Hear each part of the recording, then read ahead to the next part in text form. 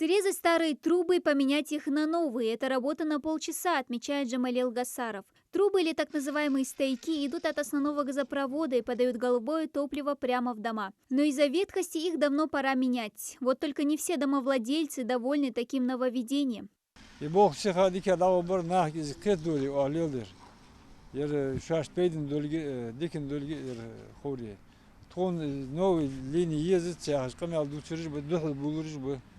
Но рано или поздно старый газопровод объяснять должна, обязательно хамлил.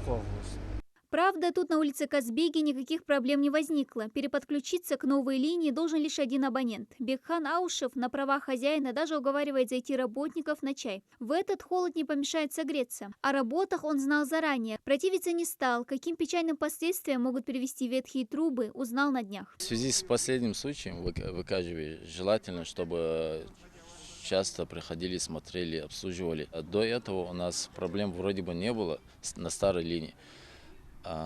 Будем надеяться, что газ будет стабильно и с нормальным давлением.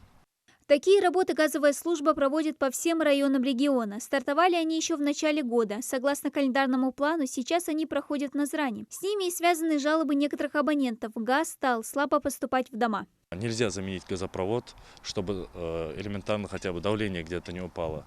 Соответственно, это мы хотим сказать и заверить всех наших граждан, всех наших абонентов, что это временные трудности. Как только мы закончим прокладку этого нового газопровода, давление будет нормализовано. Переподключение к газопроводу проводит согласие самих жильцов. Есть среди них и отказники. Причины разные. Большинство боится, что подключение к новой линии стоит больших денег. Тому, что работы ведутся бесплатно, не верят. А это факт. Но процедура по замене газопровода из добровольной перейдет в обязательную. С 17 числа этого месяца мы предоставляем 10 дней для того, чтобы люди сами заключили договора на обслуживание в нашей компании. По истечении этих 10 дней уже наши работники вынуждены будут уже отключать старый газопровод, потому что это уже небезопасно. Поэтому заключить договор на обслуживание в Назрановскую газовую службу советуют как можно скорее. Либо позвонили в справочную службу, либо в диспетчерскую службу. Контактные номера есть на сайте Газпромгазораспределения Назрани, есть в Инстаграм, странице в социальных сетях.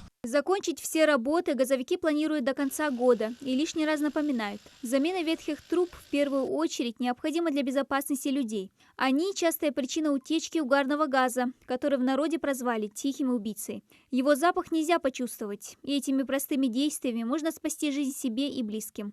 Дана Плиева, Магомед Даскиев, Новости 24.